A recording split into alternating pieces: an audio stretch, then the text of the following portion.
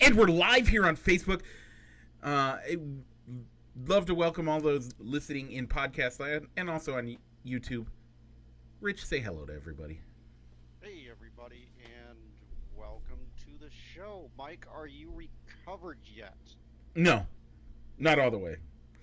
Tell the folks why you're still a little bit recovering from Um, what well, may or may not, from thir- news you have to share from Thursday. yeah, so it started Wednesday, but I got to go to the Field of Dreams game and didn't get home Thursday until Friday at 3:30 in the morning, and then didn't get to bed until after 4. Had to work yesterday, and then, trying to just recover from that long day. So, but it was mind blowing, folks. We're going to tell you all about that and so much more in the show. So we're talking about the Field of Dreams game. We're going to spend a lot of time there. Rich, give the folks whatever other headlines we might talk about. Again, folks, we may just talk about the Field of Dreams game the whole time. We'll definitely have to give you our NASCAR corner, but I'm sorry, that was your job, Rich. Give them the other topics that we're hoping to get to, but we'll see what time allows. That's all right. Probably, like Mike says, most of our show will be talking about the Field of Dreams game, what happened, kind of the live experience that Mike had, and the TV experience that I and probably anyone else that's probably listening to this show had. But we'll also be, sadly, we still got to talk about what the Cubs did this weekend or didn't do, and the NASCAR corner, and probably some quick hits because while we had the NFL skip for today, that's probably so we'll probably push back our NFL talk and fantasy preview to next week. So, Mike, what time is it? It's time to roll the intro.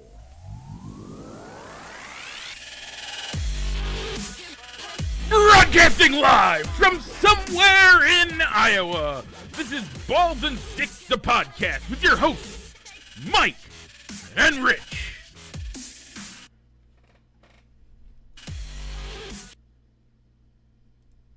And we're back. Okay, folks. So, first thing we got to do, Rich, as always, we got to talk about a poll question. Rich, how'd this poll question do? The poll question this week is, which sport would you like to see added to the Summer Olympics? Yeah, so this wasn't one of our traditional polls of which sport by itself, which one do you want to see. We allowed you to vote for multiple things. So we only had one person add to the poll, which was you, Mikey, with free diving, which you described on the show last week was taking a breath before you dove off the diving board, and you couldn't. Oh, no. It's not off the diving board. You just like you take a breath and then you drop. Like you're in the water already. Okay. You were the only person that voted for it. I'm still kind of confused on what it all is, or how you could judge something like that unless it's No, it's a distance. It's a distance and time thing. Okay. And it's one of those that legitimately the longest time wins. Unlike staying under the water. Yeah. You dive? You see how far down you can go, but also part of staying how far down you stay also includes how much, like how long you're underwater. So okay, so I could still see that. So of the options that I put on the poll before publishing it, 9 people said they would like to see bowling in the Olympics, which kind of makes sense. I'm sure wherever you hold the Olympics, more than likely there's going to be an existing bowling alley that you could use. But they build everything for them, so it's not that hard to build a bowling alley. Not everything, or you use an existing bowling alley and maybe you limit the number of fans there. Dodgeball got 3 votes. You could easily use the same courts that you use for other indoor sports. Yep. For that. Like that handball court looks like the same size as a normal of what people play dodgeball in. So. Yeah. 3 votes went for cornhole, once again, you wouldn't necessarily have to build a specific venue for it. Um, it's crazy. When we were talking about this, I think it was my wife's one comment. If you can hold a beer while you're playing the sport, is it really a sport? Yes. I can't think of a. I mean, the beer league baseball. I can hold a beer and run the bases. Yeah, and I have watched like cornhole, like on ESPN. I think it's on the Fox Sports. One of those things where I was over at somebody's house and was here, put what you want to watch on TV, and that's what I put on, just neutral for anybody to watch. And there were guys that would hold like an empty canister. It wasn't a drink or anything. You couldn't tell what it was, but it was like a cup like thing of put in their non-throwing hand to balance them. Yeah, I mean, if you're used to doing it, you gotta Mhm. you gotta stay with what you do. Yeah, and two people voted for pickleball, which would just use the same tennis courts Yeah, that are already being constructed. again, I don't understand pickleball as well, and so I probably I No, like no, the pickle. I like the Yeah. bowling and I like the free diving. I think both of those would be great. All right. So we're gonna go back to more of a traditional poll, and along the lines of Field of Dreams, I saw articles about where else should the MLB hold like a special event game like this, and we'll let you pick. We'll let you choose to add an option if you want to. But the four that are gonna start on the poll are gonna be Omaha, Nebraska, which is home of the College World Series. They've played a game there. I don't think no, they haven't. I don't think they've ever played a major league game in Omaha, Nebraska. Okay. I put Rockford, Illinois, which is where A League of Their Own was based out of. Yep. I don't know where they actually filmed the movie. A Sandlot inspired field. The Okay. game was filmed in. They shot the movie in Salt Lake City and Ogden, Utah, but the movie was based in the San Fernando Valley of the LA suburbs. You mean Ogden, the place where we stayed on our way to? Yeah, Wow. Ogden, Utah. They said. If I would have known that, we should have tried to go see if we could see the Sandlot. I don't know if it's still up, but Yeah, and where did I put the third one at? I don't remember what I put as the third one. I published this while I was watching the game. Major League. No, Major League was an actual thing that they filmed it. It was based on an actual location. Okay. It's no longer up now, but it wasn't Major League. Bull Durham, Raleigh. Boulder, that I see that as more of a minor league game, but I could totally see like a minor league series of like every major league team should have to play a game in one of their minor league stadiums Yeah, I as a like way that to too. promote the league, as a way to promote baseball Yeah. outside of the traditional markets. Yeah, one a year would be good. I think that would. Yeah, but we'll talk about that next week. Exactly. Let's talk about that more next week. So And I that gave you an poll's gonna idea go for live next week's poll question. I don't know if you saw that. I'll look at it here. Okay. Um, All right. So before we get into baseball and the Field of Dreams game, we got to give the final medal counts for the Olympics. USA, USA, USA. It was the U.S. had the most medals at 113, and they also got the most gold medals at 39. Yep. So they didn't hit the Over under. William Hill sports book of over, but still 39 medals, still pretty cool. I mean, and the most medals by almost 30. But 25, I guess. 25. We had Yeah. 25 Yeah, more medals than China. Yeah, China came in at 88. Japan, the host country, came in at 58 total medals. So if you Britain had take 65. China and Canada and combine their total medal count, the U.S. still is ahead. Mhm. Just throwing it out there. Now, here's the other thing, folks. You also have to think, Chinese Taipei only had 8, so that doesn't help them with, China's counts. because you gotta think, you got to think. If you think like China would think, China would add any Chinese Taipei, and did Hong Kong Yeah, I think compete Hong as well? Kong Yeah. was allowed to compete separately. So they had 6.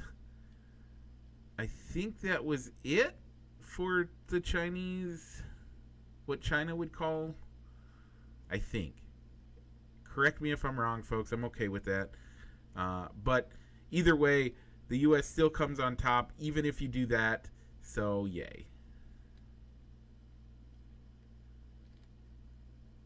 So yeah, I mean, but if you're gonna go that route, then couldn't the U.S. technically claim its territories of like Guam and Puerto Rico? Yes, but we let them be free and wholly Yeah, free. We don't. We're not China. We're no. just us having this discussion that they're not part of China means we're enemies of the state and are terrible people. Yeah. So that's our Olympic talk. Yep. Probably how everything other than the Field of Dreams is going to turn into. It's going to kind of feel like a lot of quick hits outside of the Field of Dreams game, but that's okay. We were never expecting to have this much talk about the Field of Dreams day because of Mikey. You won the lottery. I did. I won the You lottery. won the ticket lottery. But even beyond that, Tuesday. I mean, when we talked about the game itself, did you imagine it was going to be as good as what you saw on TV? No. Okay. Not at all. So They did a great job of covering that game and making the coverage special. whether or not I got to go to the game, I still think we would have been talking about this at length because of how great they did. The top rated regular season game in the last 16 years. How about that? Top rated regular season game in the last 16 years, and probably will be for the next 16 years or more. Why do I say that? Because I don't think, because it's the first time, we're gonna have the ratings are gonna be that much higher. When they do it next year, which we're gonna discuss some of that, the ratings won't be as high. Even though I think the game is gonna have a bigger following because of the two teams that we believe that it's going to be, that it's rumored to be. It's going to have a bigger following. Yeah, it could. But it is not. I still think that this game is going to hold the record for years to come. Rich, I'm going to let you talk because I got a ton to say. I got a whole story to give you. We're gonna first go TV broadcast, folks. You guys got to see it on TV. I was there. Tell me about the TV experience. Tell me your thoughts. And then we'll get into story time. And folks, it's going to be a fun one. All right. So from a TV perspective, I thought that they did a great job of almost using the movie soundtrack in between to go in and out of innings. In and out of innings was really good. They put the broadcasters, the camera crews, in more like period dress for people that would be attending a game in the 1900s. A lot of, but one thing that but my wife noticed, I didn't even think about it until she said something, that she was kind of disappointed that they still did the modern music for like walk up music, and maybe coming in and out of the mound instead of using maybe like a pre-recorded like organ music like they did at Wrigley Field for years and years and years. The only music you heard at Wrigley Field was the organ. And when you watch the Field of Dreams, the umpires are also.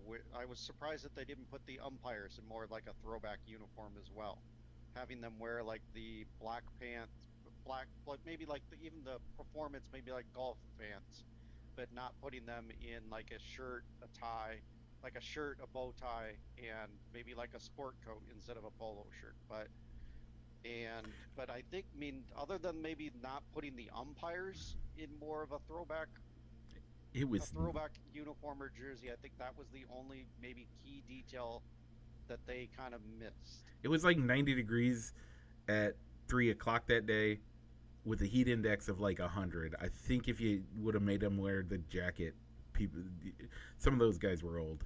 They might have died. Okay. All right, so maybe a short sleeve shirt and a bow tie. Yeah, I can go with. Yeah. Instead of the jacket. Because when you watch the Field of Dreams movie, when they actually played the game between the 1919 Black Sox and the other Ghost players, the umpire was wearing a suit. Yeah. So we're gonna have we're gonna ask the I'm gonna ask the controversial question. How do you think Joe Buck did?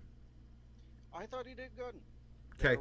It seemed like, I mean, I don't know if they were obligated to keep talking about it and bring it up, but it seemed like they brought up the apple pie hot dog, but that Chevy sponsored, and with Guy Fieri's partnership with Chevy a lot.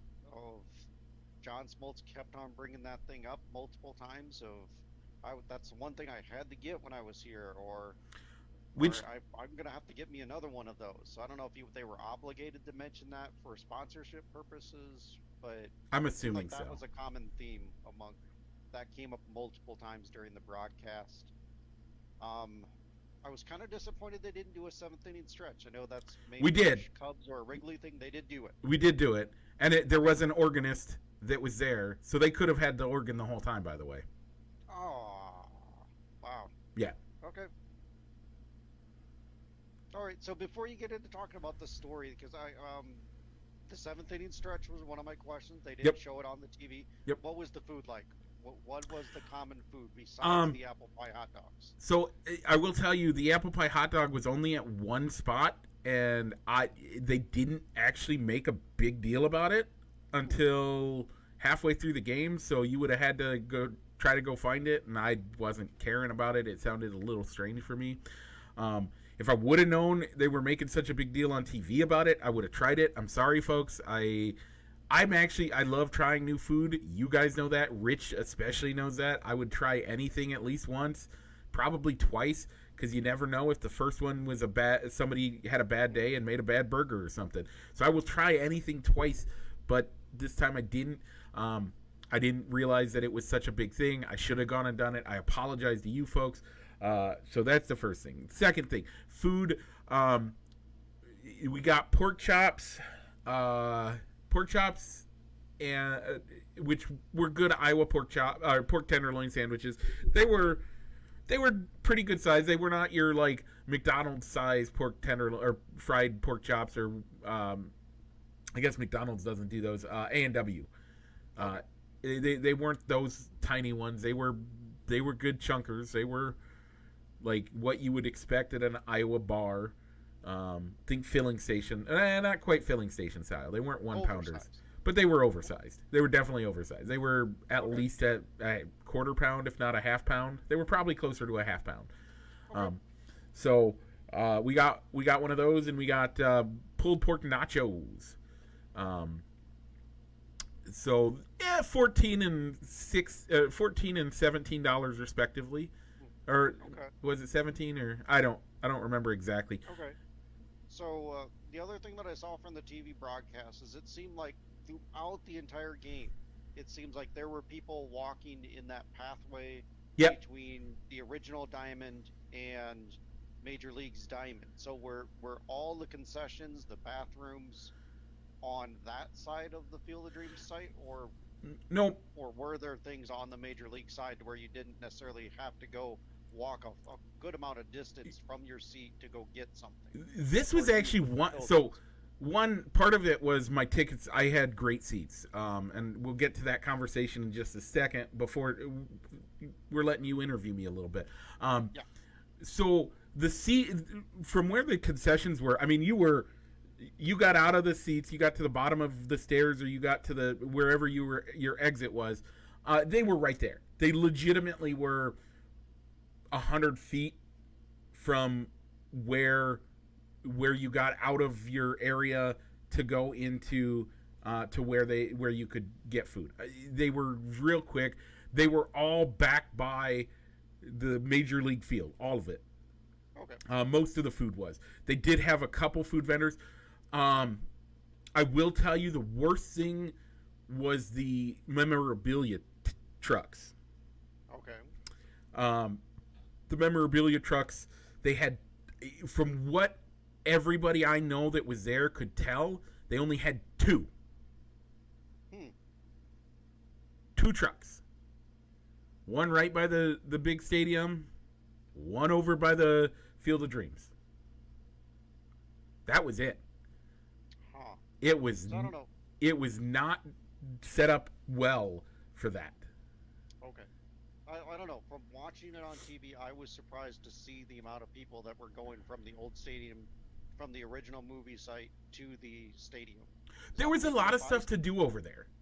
I'm sorry, but if I spent $375, $350 or more for a ticket for the game, as a baseball fan, I'm watching the game. Yeah. If I was going to do other things that were there, that's why I would have planned my day to get up there as quickly as I could to see and do the other things, so that I didn't necessarily have to leave the game so to go do those things. Because a lot of our viewers and listeners are Quad Cityans, you know the berm out in the back? Behind John O'Donnell, Modern Woodman, whatever they call that thing anymore. The path was that. It was back by there. There were spots where you could stand in the corn and actually watch the game. Okay. And in fact, for the fifth inning, I think it was all of the fifth inning, that's where I was. I was standing on benches watching the game, holding my sign up, hoping that a home run would be hit near where I was standing watching the game. Okay. I was slightly disappointed in the security because they did not let you go stand in the corn. Well, that's fair. I mean, it's still somebody's corn that has to be harvested and sold. So this was not designed for... Rich, they had a tornado come through the 2 days before, and I don't think it was. They did talk about that in the broadcast. And they had to put a windstorm. Yeah, they had to put aluminum poles up to hold the corn straight up at spots. Okay. So it wasn't. Yes, they can harvest it, but it was. I mean, they're gonna make way more money off of the game than they are that corn in that section. I'm not saying overall. In that section, they're gonna make more off that. So it was. So walking back and forth, I agree. I never went out of the major league area. I never did. Okay. I was always in that area. But there was plenty of stuff to do. And it wasn't as crowded to walk back and forth there. So you were able to do stuff like enjoy the actual field itself. Because the field was so crowded, the entire time. So it was crazy before the game. So any other questions? Did they have a ceremonial first pitch? They didn't Yes. show one on Yes, the they did. on the TV. I don't remember the guy who did it was not Kevin Costner. He did not throw out the Really? first pitch. Correct. Was it the guy that played John No. Yeah, John Kinsella. Wasn't anybody from the movie? No. Wow. I thought that was another maybe missed opportunity. It would have been nice to have, once you got all the players on the field, have the guy that played his dad in the movie come out in his period movie costume, and then maybe reverse it and say, "Hey son, do you want to have a catch?" And then have him jog out behind the plate and have Kevin Costner throw him the ball. Yeah, that would have been great. That would have been cool. The opening ceremonies though were amazing anyway. They were. The first pitch truly felt like an afterthought. The ceremonial first pitch 100% felt like an afterthought. So that was kind of weird. All right. That's really all about the questions that I have of not getting to be there. And for folks, I mean, by all means, I would have loved to have gone to that game, but there were a couple factors that led me to say, you know what, I can't do it. Being able to maybe not get a half a day off of work on short notice, the ticket price I thought was a little high on short notice, but um, there were other circumstances that led to you being able to afford it versus me. Yeah, we're gonna get into all of it because Yeah. it's story time. So Who's ready for story exactly. time? Go ahead. Okay. Tell about the events that happened that led up to you getting this ticket, getting to get up to Dyersville and getting to the Field of Dreams for the first time. Not Yeah, just see a game in Iowa, the first time ever This going is to the first that time place. I've been to the Field of Dreams. First, let's get that out of there. So, if folks, I don't know, they've told the story a couple of times, but there was only 8,000 people there, and it felt crazy to think. But B, and this is where things, they gave so many tickets to both teams. Season ticket holders. They had tickets reserved for that. Both teams got, and I don't remember how many, but they got, I think it was like 1,500 apiece, and then 1,500 other spots were given out to Iowans. You had to enter a lottery. This happened, what was it, a month and a half ago, 2 months ago, Rich? Yeah, I think it was a month and a half ago. And both Rich and I put our names in to listen to this. This is what we did. Half of the people I know that live in Iowa put their names in it because they wanted to be able to at least go to the game. So we all put our tickets in there. It was great. And the first lottery hit, and I had friends say, "Oh, I got selected. I'm so excited." Awesome. I didn't know there was a second lottery that hit and people went to the game, or people were able to do it. Wednesday, 10 a.m., I get an email saying, "Congratulations, you were selected to buy tickets." My first thing I did, I sent Rich a message. Solomon knows this. He understands. I sent Rich a message saying, "Hey, tickets are $375." And his first response was, "I can't, that's too much for me." I said, "Okay." My second thing I did was I reached out to Solomon, and he said, "If you're in, I'm in." The third thing I did was reach out to my wife. Folks, that was wrong. I should have reached out to her first, and then I get that. But I reached out to her to say, honestly, my plan was to buy the tickets and offload them on StubHub. Not kidding about it. I said, okay. So I did. I bought the tickets and put them on StubHub. And while going through all the things, I realized that I had all but about $50 of the ticket in rewards from my credit card. So I was like, wait, you mean I can make it so that I'm only really spending about $50 out of pocket to go to this game? Yeah, I'm in. So about 8 o'clock, nobody had bought the tickets. Nobody had sent an offer over, which I had said that I was accepting offers. Nobody did any of that. So I said, okay, I'm taking the tickets off StubHub. Solomon, we're going. Meet you there. Made sure I could get the time off work. That all worked out. So, Thursday. So that's how I got the tickets. I mean, Rich, you know this. The last time something like this happened, a buddy of mine said, hey, because of Hurricane Irina, the Cubs are playing the Astros in Milwaukee. You want to go? And Rich and I went up and saw, honestly, I will still say to this day, the most exciting game I've ever watched. Carlos Zambrano pitch a no-hitter. That includes the game I saw on Thursday. That game was exciting. That game was awesome. But I wasn't as invested. Because I was so invested in the Carlos Zambrano no-hitter, Rich, you still hold the title of going to the most exciting game I've ever been to. And how great was that? It was a great game. That's still up there. I mean, I saw the Cubs lose in the National League Championship Series in 15. Yep. That's still the greatest game I've ever been to. A Cubs playoff game in the National League Championship Series was an awesome game to be there. but circumstance they just didn't have it against the Mets that year. Yeah. Maybe if they had won that game, I'd have a different perspective, but they lost that game. So yeah, the Carlos Sombrero no-hitter is still the best game and most memorable game I've been to. Yeah.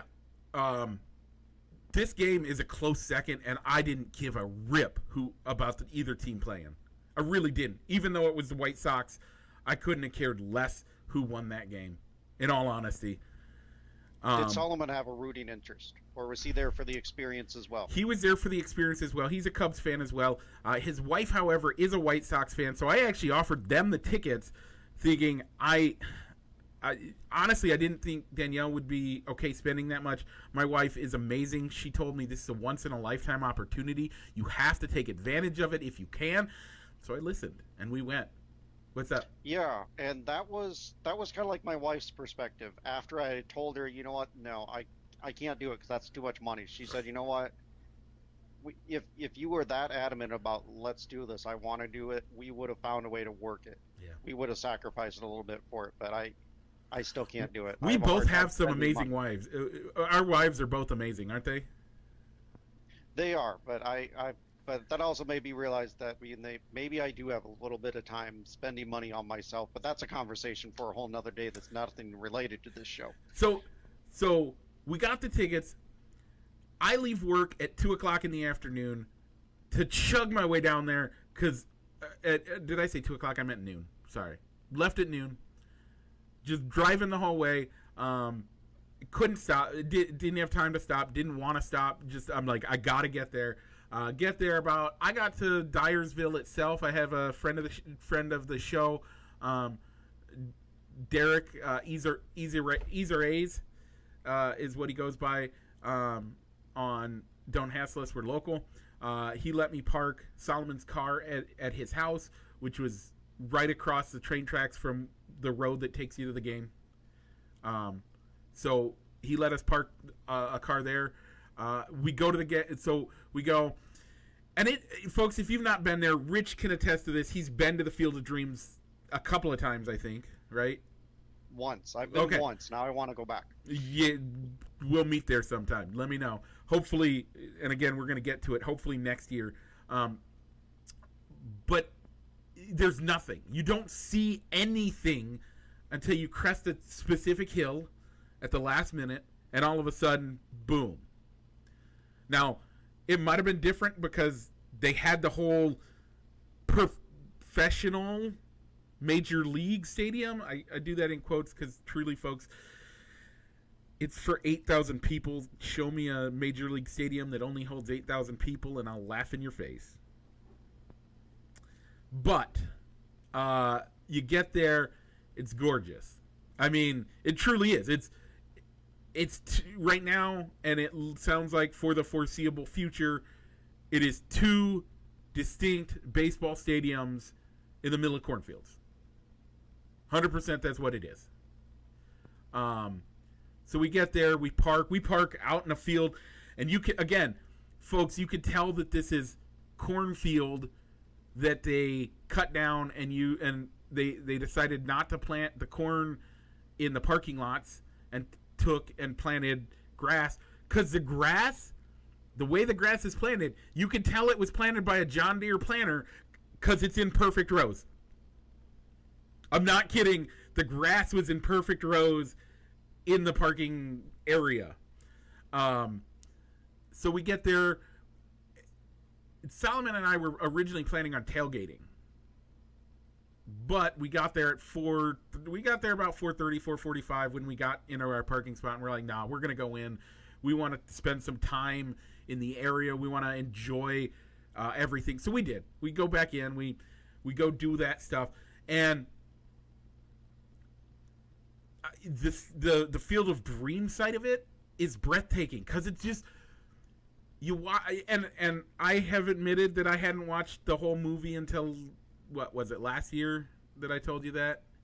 Yeah, I believe so. Getting there, it is breathtaking just to see the Field of Dreams stadium and the beauty of the house, and mind-blowingly beautiful. But as you're looking towards left field, You see the lights, you see the stands, and you're like, man. And legitimately, we didn't know there was no instructions on how to get to anything. So we're walking around and we're enjoying it, and we're like, okay, so we go over here. There's going to be a path over here to get to it, right? Like a normal path. No, you actually have to walk out into the center field corn. Like, you walk into the center field corn, and so Iowa people know how tightly packed corn is, for real, right? You and I both know Iowa corn is packed as close together as possible, so you get maximum yield for your value. The corn was planted about double width, so it's like they skipped. Still tight enough that the leaves cover and it looks like you're walking into corn like you normally would, but it's not, because there's plenty of room for just about anybody to get through it. It's really not that bad. So you walk through about 15 rows of corn, and then all of a sudden it opens up into a pathway, and you walk back, and they have the guys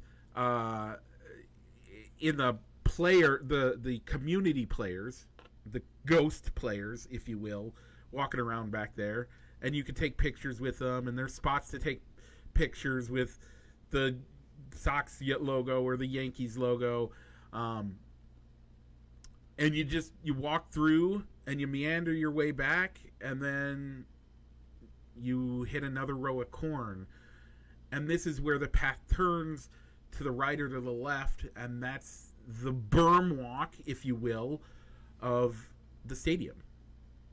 And you walk around that berm, and you get over, and they have all the tents. They got the beer tent. They got all that stuff. They got the food vendors and all that stuff. And it's just gorgeous, beautiful. I mean, it's Iowa. People that aren't from here don't understand the beauty that is Iowa and the beauty that is a cornfield. And I think they got a glimpse of it this week on Thursday. The greens are just... Everybody wonders why John Deere green is that color. It's because that's the color of the corn. That beautiful John Deere green is the color of the corn stalks. And it's just gorgeous. And the Porta-Johns are hidden by corn stalks, by the way. They did that. So you had to walk through the corn stalks to get to the Porta-Johns, because they didn't have any real running water in the site.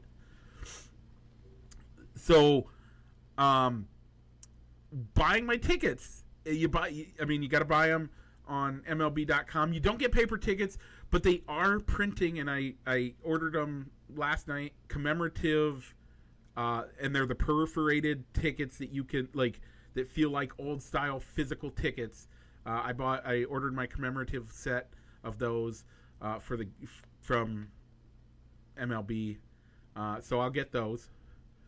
But the game, our seats were in left field, section 14. So that sounds like a long ways away, but it's the dugout, left field 13, left field 14. Fifth row on the aisle. Couldn't have asked for better seats if I tried. The front row, I never like being in the front row, because it's a little bit more crammed. I think we've done it, but just gorgeous. So you get there. You're looking at the field. You're looking at the 15 rows of corn that get from the pathways back there to the field itself. And we're taking it in. We're enjoying it. They're playing behind the scenes stuff. They're playing advertisements. They have a giant TV, like the normal scoreboard video wall. They have one of those. In center field, as you could see, they mocked up a barn look to hide the cameras, so to make it look a little bit better. And then in right field, Rich, the Wrigley Field scoreboard being a mechanical scoreboard is amazing. It is breathtaking in center field out there, but these guys had an old school style library ladder that they moved back and forth, mechanical scoreboard, like what you had in Little League.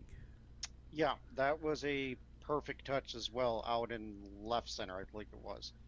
Out in left center. That was a great touch as well. And to put the people like in overalls or also they were in more period style dress as well. That was a perfect touch. Perfect touch as well. I think they said on the broadcast that the clock had to manually be clicked. I don't think that was accurate. I think they were just joking. Honestly, I think they were just joking. I don't think that was real. It might have been, but I think they were joking about it. There was electricity all over the place out there. So, I mean, they had the lights. So I think that was a joke. Okay.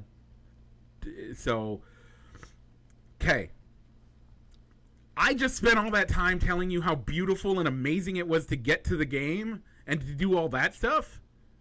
By the way, I didn't tell you. So I made it a two-sided sign. The front side said, "Hey, Joe Hart, want to have a catch? That's my daddy, folks." I thought that was going to get me on TV, and then I didn't realize they weren't going to do TV. They did not do much crowd footage. There really wasn't a lot of crowd footage, which I did. I mean, while you were there, you couldn't really tell. But mostly between innings, they were playing clips from the movie that led into ways for them to talk about the movie and the field. The way that they did the production, I have no problem with. It just means next year when we go, or if I go, I'm not going to bring a sign. Like, there's no need to bring a sign at that point, right? Like, if they're not going to come show crowd shots, don't bring a sign. But the other side said, end MLB blackouts, let Iowans watch their favorite teams. Folks, if you don't know, the MLB is the only major league sport that still has blackout rules that don't have a failover. What that means, like, NFL games, you can be blacked out if they aren't over a certain percentage sold of tickets. I think that's both the NBA and MLB, but it's only for the city, the geographic city location that you're in. It does not include, like, Iowa, for instance. Iowa is not blacked out for any NFL or NBA or NHL game because we don't have a team. Iowa is blacked out of six Major League Baseball teams. Yep. And that question did come up in a press conference that I guess Rob Manfred did on site. Good. And his only response was, "That's a complicated issue." No, it's not. Because the way they kind of explained it is because Major League Baseball doesn't have like a national broadcasting deal like the NFL does. You can't necessarily compare the NFL TV rules to the baseball's TV rules. All these individual teams have regional cable network deals. Okay. To where they don't want to where if you live in an area where you could have access to get one of those regional cable networks like Marquee Network or whatever the Twins play on or whatever the Cardinals or the Brewers play on, technically that makes you in the home market of that particular team. Where I live, we don't get that. Exactly. I mean, and so basically you could pay to... I got a quick question for you though, Rich. Sure. The Cubs have the Marquee Network. If you have Dish Network, or DirecTV, I'm sorry, DirecTV, not Dish. Yeah. If you have DirecTV, you can be anywhere in the country and have it. Does that mean the entire country is under blackout rules? No. And there was even a Wall Street Journal article that got put up talking about blackout rules in Iowa's, but the disadvantage that Iowa's at. Iowa gets shafted. They compared it to where, like, if you're a Phillies fan and you live in New York City, you're not blacked out of watching the Phillies game by streaming. You're not blacked out, and you could watch a Phillies game on the MLB app. Yep. Fast forward to Iowa, where we're at, we're blacked out and can't watch those 6 teams. Yeah. Even though we're paying for MLB's, even though you could elect to pay for MLB's streaming service. Now, luckily, they don't black out radio deals. No. Okay. Back to story time? Sure. Okay. We got the political... I only went that direction because you brought up the blackout recently. No, and it totally is fair. Like, it's a thing. I held that sign up as much as I could. I know it wasn't on TV. It's fine. They didn't show enough. They didn't show enough of the crowd. That would be my one criticism, if any. I didn't think it was terrible. I just think that's my one criticism. Okay? Enough said. Okay. So Solomon and I are sitting in our seats. We get to our seats. You're just soaking in the beauty of Iowa. Soaking in the beauty of a baseball stadium that 2 years ago was where corn was being planted. And up comes the game. And we know that it's game time. And all of a sudden the music starts. And this is what you saw on TV, folks. But out of the corn comes a figure in white. And his hair's not as dark brown as it was back in '89. He's aged a little bit. But we all knew that Ray was coming out of the corn. And it happened a couple of times. But you could hear people shouting, "They will come, Ray! Ray, they're come!" And we did. And the music swells and he's wandering around on the baseball stadium. And tears come to your eye. Because of the volume and the weight of the moment hits you. You're in Iowa and you're seeing a major league game live. And the beauty of Ray walking around the outfield was breathtaking. And then the players. You see them start coming out of the corn. The chills were real. 95 heat index, mind you.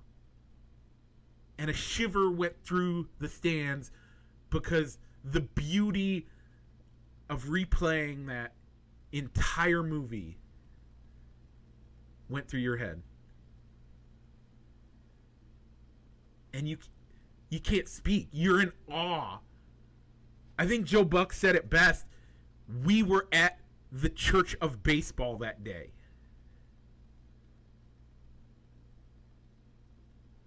And you want to honor the moment.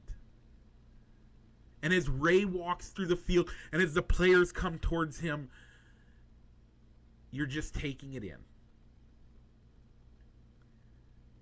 And then the guys go over and start shaking Ray's hand.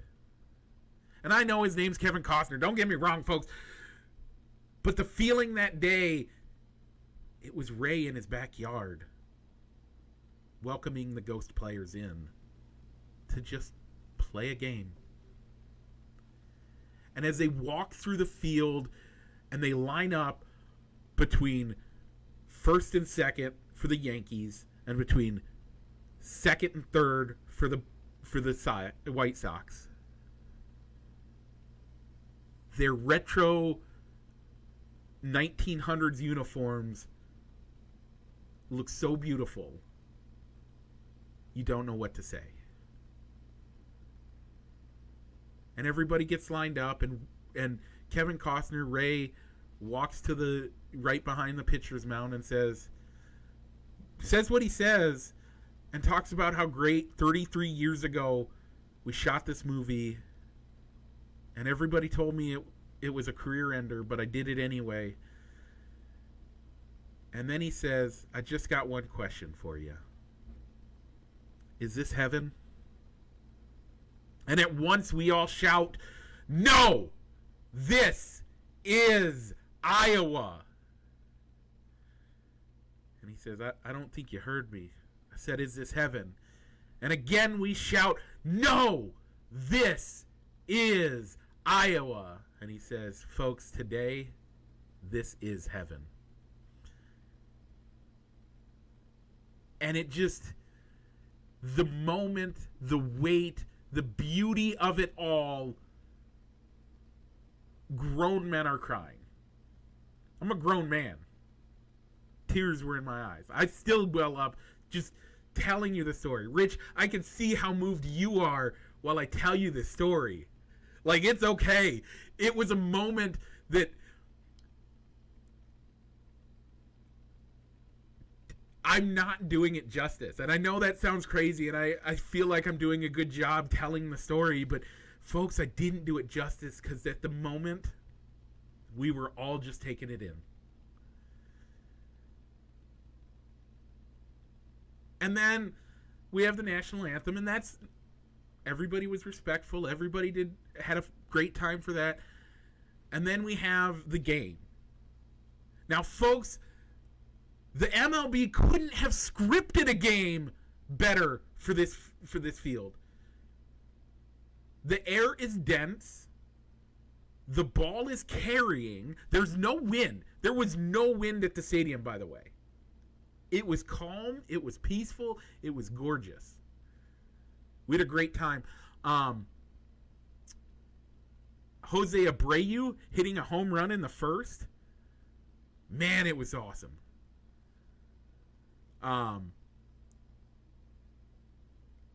We won't bore you with all the details of the game. The game itself, you can watch the game. You can see that they did a great job of covering the game, covering the beauty. One thing that I thought was great was all of the Illinois people, all of the New York people, all of the people that aren't Iowans being amazed at the beauty of our sunsets. The pink and the purple and the red and the blue all marrying together in a way that only happens in Iowa. If you've never seen an Iowa sunset, check out the pictures. But again, they don't do it justice for you to understand how gorgeous Iowa's sunsets are. And I'm watching a baseball game in it, Rich. If I never get to go to another one of these games, I'll be okay with that. But there's Manfred has already said we're coming back next year. And apparently David Ross has already let it slip that it's the Cubs planning on being there. And if it's the Cubs-Cardinals game, whoo, buddy, look out. You think $1,400 for tickets for that game, for this week's game, on the secondary market was crazy? Wait till next year. So we get to the ninth inning, and the White Sox have established a 3-run lead. And the Yankees fans at this point, by the way, the Yankees fans were not quiet for any part of the game. They let you know they're down 3 runs in the 7th inning, and they're acting like they own the place. It was fun. I enjoyed it. But the 9th comes, and all of a sudden they're quiet. And I actually made a joke about it to the White Sox fans that were near us, the people we were talking to the most, because friendly Midwesterners. The Yankees fans were friendly too. Don't get me wrong. It was fun. But I'm like, man, what happened to those Yankees fans? They got real quiet all of a sudden. And they were like, and 2 outs, game's over. We're talking about, okay, you ready for the fireworks after the show? It's going to be great. We're going to have fun. There's going to be a light show. I don't know what that's going to look like. And then there's a walk. And Aaron Judge brings them within 1. And all of a sudden, the Yankees fans are on their feet going crazy. And we're like, wow, well, this game just got exciting. But whatever, they'll put, I mean, oh man, what's the closer's name for the White Sox? Liam Hendricks. Yeah, Liam Hendricks. Still has a 1-run lead. Still has a 1-run lead. He's been lights out all. I mean, he's been good. He's blown 6 saves, but honestly, he's done great the entire year. White Sox fans are not worried. But then he walks another. And then the home run heard round the country. Aaron Judge becomes the first player ever to hit 2 home runs in the same game in the state of Iowa. The second homer was hit by Stanton, who was in the 5th spot. Oh yeah, I forgot. Judge hit the home run right. that got him between 1 run. Yeah, Stanton that got him within 1. Stanton hit the game. What could Stanton have been comes the up. game-winning homer. And Stanton hits the game-winning homer. The Yankees fans go nuts. The Yankees fans are telling everybody how we're the greatest. We're winning this game. Yeah, it's awesome. They get the last out, and in comes Britton, and this old guy. Rich, if I asked you to describe a Yankees fan, what are you going to describe? Probably a Jersey-sounding Italian that is loud and proud and like, Hockey. Yeah. This guy, the epitome. Hold on, were the words "forget about it"? This game's over. Come out. No. No. Okay. No. But I mean, these guys, when Gallo comes up, they hold up their Italian flag and they're saying, "What's up? Come on, Pisano! Come on, my man! Let's go, Pisano! Hey, cousin!" Like, these were these guys the whole game. I mean, even in the 9th inning when he comes up and they put their flag up and they're cheering for him, like they know him, like he's their cousin and they're best friends and blah blah blah. They've never met the man in his life, but that's okay. This is New York fandom in its essence. But this old guy who you could tell had been a fan, and you could tell, turns to us and says, "Hey, White Sox fans, don't worry. Britton sucks. He has more blown saves this year than he has saves. Don't worry about it. You're not out of it yet." And he comes, and we're like, "Oh, whatever." The White Sox fans are sitting down like, "We just lost this game." It's the Field of legitimately, the girl sitting behind us said, "It's the Field of Dreams game. The White Sox can't lose this game." She's like 25, maybe 28, something like that. Legitimately, she says, "We can't lose this game. This is the Field of Dreams game. We, the White Sox, have to win this game." But she was sitting. She knew that it was over. And we get, again, back to 2 outs. They're still down by 1. They get a walk.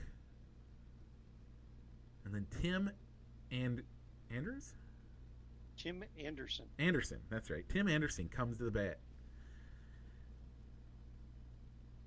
Sees the first pitch, likes what he sees. Crack! The type of crack that every baseball fan knows. The type of crack that when you hear it on the radio, you're like, that ball's gone. The type of crack that changes everybody's emotion in the stadium. He hits a home run that just flies into the corn. And the place goes wild. I don't know what water is showering down upon me. Beer, Gatorade, water, vodka. They had it all there, folks. But it's raining in the middle of a cloudless sky because the fans are so excited they don't care that they spent $15 to buy 2 beers. They don't care. They're just excited the way this game ends with Tim Anderson saying, "Not in Iowa.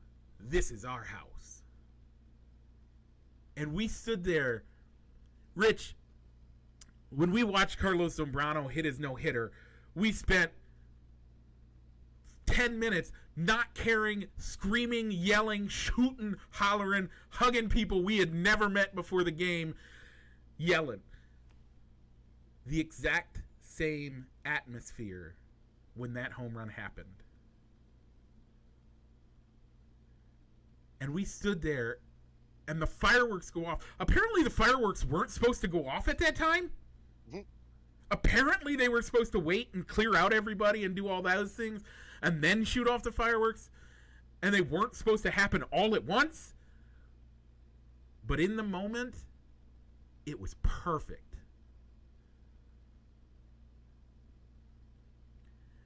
And it was the exclamation point that made this game what it was. Folks, I'm sorry that I didn't get to describe the no-hitter that Rich and I saw almost 15 years ago now. This is the only game that this is the game that I get to describe to you, and it's the word pictures that I've painted for you are the best that I can do, but I promise you, it still doesn't do a good enough job. We stood there for 45 minutes just taking in the beauty that still was Iowa. The sun has set. The sky is black. The lights are on. The beauty of Iowa still remains. And then I have a 4.5-hour trip to get home. Solomon and I go back to our car because the traffic is so long. We decide that we're going to grill up our hot dogs that we originally intended to grill the first time. Get our grill going, get the hot dogs cooked. And by then, the stadium was empty, or the drive was empty, and we could get home. Got home. But folks, those are the memories that I'm going to hold with me. I'm going to remember this game the same way that I can tell you the story. If you want, Rich, we can do a special talking about that game in Milwaukee. But how amazing of an ending to show baseball in Iowa. Rich, I'll let you ask any questions that you have or any comments, and then we have to get on to the quick hits. Nope, I'm good. You said A-Rod laughed at your sign. Oh, okay. So, we had finished. The game had finished. They did the post game that they do, and that's a 45-minute show. And Solomon and I are walking out because we could tell that they were finishing. So we walk out and we get over to where they're coming out of the studio. By the way, I didn't like that the studio. I liked that the studio was built into the corn. I did not like that they did. Like normally, when you're at those, the crowd is right around them. Mm-hmm. We again were as far away from anything as you were out in the berm anyway. So no real way to see or to get to enjoy that part and interact with the guys. But as they're coming out of their as they're coming out of the corn to get into their limousine golf carts to take them to the helicopter that's going to take them to the Dubuque airport so they can get on their private jets and go wherever they're going. A-Rod, Big Papi, Frank Thomas, and I don't remember the other two. I don't recall who the analyst, who the host was, but those were the three analysts: Thomas, Rodriguez, and Ortiz. Yeah, they're out there, and I have some pictures of them. They're a little fuzzy because the crowd is like, you can't get to any closer. The crowd control. We got to protect everybody. But I held up my sign that said "End MLB Blackouts," and sure enough, A-Rod saw it, laughed, pointed at it, said something to somebody, pointed at it, and took his phone up like he was taking a picture. I don't know if he took a picture. I don't know if it's. I hope it's somewhere. I hadn't looked to see if his Instagram or Twitter had it on there. I hope it does. That would be great. I doubt it because, he's on contract with the MLB to be a good boy and to represent them well, so he can't shake the boat too much. But whatever. But he laughed at my sign and enjoyed that I was protesting that they need to do that. Also, the amount of fans that stopped me to take pictures. Solomon can attest to this. 800 people had to have stopped me to take a picture with me and my sign that said "End Blackouts" because everybody, Iowa fans abounded there. 3/4 of the people were from, I don't think 3/4, but at least half of the people there were from Iowa. All of the employees were from Iowa. The cops were from Iowa. Everybody was from Iowa, and they thoroughly enjoyed, everybody appreciated that sign. I was hoping to get on TV so I could ask my dad if he wanted to have a catch. I don't think I did, but it was great. Again, this story goes into the books that I don't think it ties, because again, I wasn't as invested in this game as I was the Carlos Zambrano no-hitter, but it still goes in the history books of my mind as nearly as good, and I will remember this for the rest of my life. So, all right. So overall, you went to the game. You were at the game. I and probably most of the people that would listen to this show watched it on TV. I think it was an overall great success, and with the commissioner already saying that, yeah, we're going to be back for next year, I think easily MLB should almost milk this experience until the TV ratings start dropping or the demand for tickets is dries up. The tickets won't dry up though, because Iowa fans will always pay for this game. Yeah, it's just whether it'll be on a Fox national broadcast or if you'll see it eventually, if it continues to where maybe every MLB team will get a chance to play in this game, either as the home or the away team. Maybe it won't get the national coverage that this first game got on Fox Thursday night. Yeah, it won't. It won't. Next year's game won't get as much coverage as this one did, because it's not. Yes, it'll still be a historic because it's going to be Cubs and Cards probably. It might be the Cubs and Sox. We don't know. We really don't know yet. But either way, it's not going to get the coverage that this year's did, because this year was by far and away the best they could have done with it. So. Oh yeah. I'm hoping that they do. Obviously, I don't think this game is going to go away anytime soon, or at least I hope it doesn't. At least maybe do it 4 or 5 more times before you make the determination of, all right, if this is played out, it doesn't make sense for us to make a big deal out of this anymore and go throughout the trouble of doing this. I think, what I'd almost like to see is to make sure that you get the teams that were represented in the movie to play in this game. And when you watch the movie, you had teams like the Giants, the Dodgers, the Red Sox, the Tigers, the Cardinals, the Athletics. I think those were just the teams that were mentioned. The Cubs and the Sox and the Yankees. The Sox and the Yankees. I don't recall if there was a Cubs player or ghost player that was noticeable in the movie, but I'd love to see the Cubs in the game. No, I totally agree. But I'd like to see those teams that were specifically called out, or you could see that, hey, that's the uniform of the A's. Yeah. They should get to play in this game first before you go open it up to just any major league team. Yep. But the initial feeling that I got is you probably could have put the 2 worst teams in the majors in this game for the first one, and you would have had no problem getting TV coverage. Oh, yeah. Pulling the TV numbers that you did, the crowd numbers that you did to come see this game. Yeah. I don't think there was a way MLB could have lost out on this deal. No, I agree. For the first one. I agree. I 100% agree.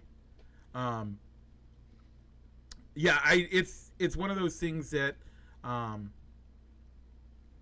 glad that they're going to do it again. Rich, I know we talked off air. If next year the tickets are the same price and you get selected, are you buying tickets? I think so. Okay. Even if it's not the Cubs, let's say it's the A's and the Giants. Are you buying tickets? Yeah, I think I would buy tickets to see the game out there. Right. because it was that amazing, and it's done that well. I'm sorry you didn't get to come. Again, hopefully next year. Now, the sad part is that I do also understand that if next year the tickets come available and you get selected, you're probably taking your wife because she really wants to go. I know she does too. My wife wasn't. She was like, I'll go, I suppose, but didn't really want to go. So it makes it easier for me to invite friends. And if I get selected, you're going to be my first call, I promise. No, but by all means, I mean, Wednesday it was like the sticker shock of the price. Yeah. The sticker price of the ticket is like, no, I can't do it. Yep. But the more I talked to my wife about it and sitting there working my 8-hour shift at work, I'm not going to lie, I was jealous about it and wish I could have found a way to do it. Yeah. Totally jealous. I was sad. I'm glad you had that experience though. Yeah. Okay. Man, we've gone an hour and 10 minutes, and we haven't even touched the NASCAR corner. We haven't touched any of the other stuff. We do have to talk the Cubs weekend review. We are Cubs fans here, so we do have to talk about that. Guess what, folks? They haven't won a game in a week. Are you surprised, Rich? No. They were facing good teams. The White Sox and the Brewers are great teams this year. By the way, I'm listening to the Cubs game on my way to go see the game, and that's pulling literally as I'm pulling into Dyersville, as I'm making the turn. Oh, I forgot to tell this part of the story. So as I'm getting closer, the time for me to get to where I'm going is getting longer and longer and longer and longer because of traffic. And the Derek reached out, Izarez reached out to me and said, "Hey man, take this back road to get to my house. It's going to add mileage to your drive, but it's going to save you." I was about 35 miles away when I switched it over in my GPS, and it went from being an hour and a half to get to his house to being a half hour to get to his house. Wow. That's how bad traffic was. So, as I'm pulling in, I get the news: Jake Arrieta officially released from the Chicago Cubs. Rich, the right move or not? Yes. He just didn't have it this year. I'm surprised that he stayed with the team this long. Yeah, I think he got some 2016 love that held him as long as it did. Well, yeah, I'm hoping it was more based on performance, because it seemed like Twitter was going wild of his comments toward his post-game interview with a reporter, where it was via Zoom call, just like Mike and I are having if you're watching us on Facebook Live, and he asked the reporter, "Hey, would you mind taking your mask off? There's no one around you. It's okay." Yeah. And that seeming to be the bigger story of Jake Arrieta getting released, rather than of saying, "Oh, that was the final straw," disrespecting a person's choice to wear a mask. And it's like, because I guess he's come out of being a anti-mask, not wanting to be vaccinated. Yeah. Okay. But it is what it is, I think. But performance-wise, yes, it was time to let him go and cut your losses. Yeah. That signing didn't work out, because I don't think there was no way he was coming back to being what he was for the Cubs in 16 and 17. He was never going to be an ace again. No, 15 through 17. But you were at least hoping that he could at least eat innings and maybe be a 500 pitcher. But this was a guy that was struggling to get through 4 innings a game, every game that he pitched. Yep.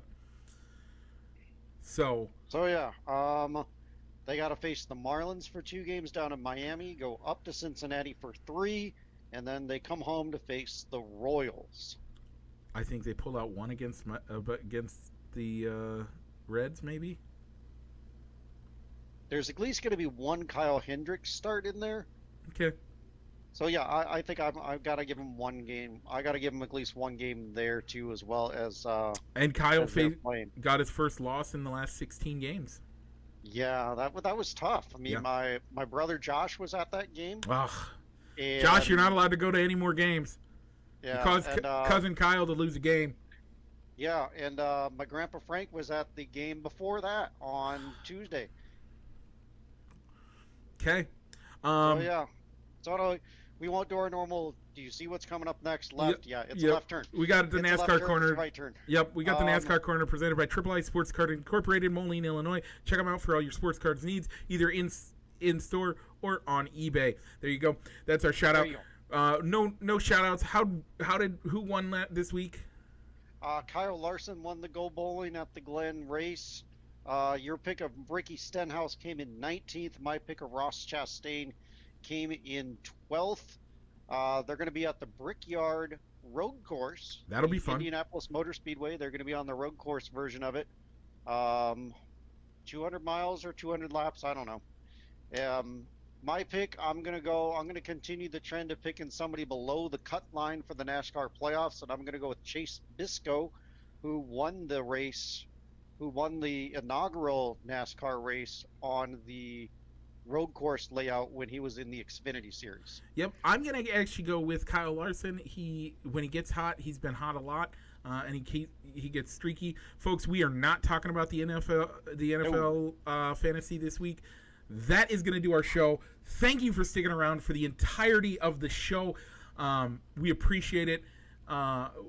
If people are watching us on Facebook, what should they do if they want to listen to us in the car? Look for Balls and Sticks, the podcast, wherever you find your where you find any other podcast that you listen to on a regular basis.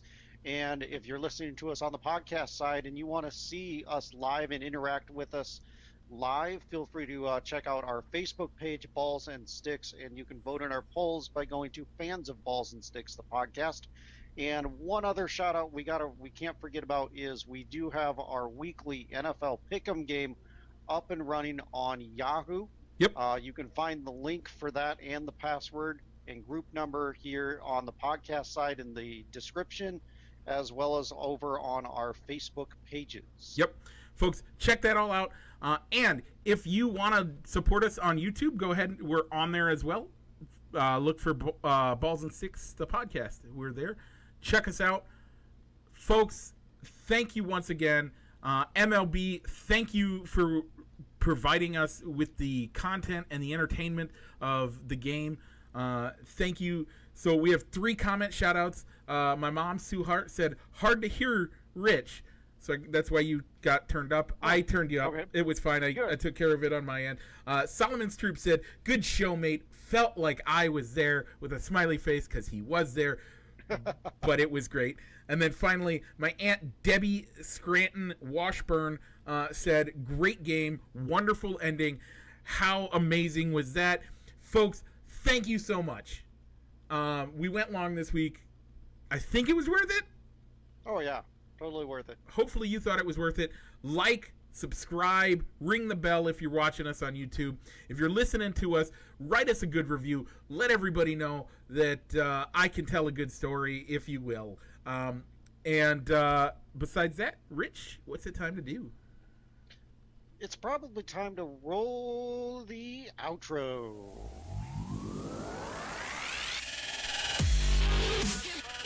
Broadcasting live from somewhere in Iowa. This is Balls and Sticks, the podcast, with your hosts, Mike and Rich.